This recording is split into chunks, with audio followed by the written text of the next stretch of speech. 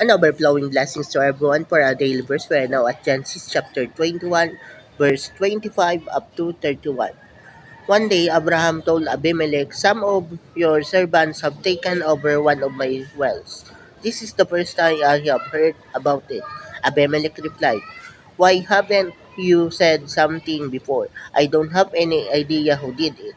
Abraham gave Abimelech some sheep and cattle. Then the two men made a peace treaty. Abraham separated 7 female lambs from his flock of sheep, and Abimelech asked, "Why have you done this?" Abraham told him, "I want you to accept these 7 lambs as proof that I dug this well." So they called the place Beersheba because they made a treaty there. So in this passage, we can read that Abraham complained to King Abimelech that one of his well was claimed the by the king's men.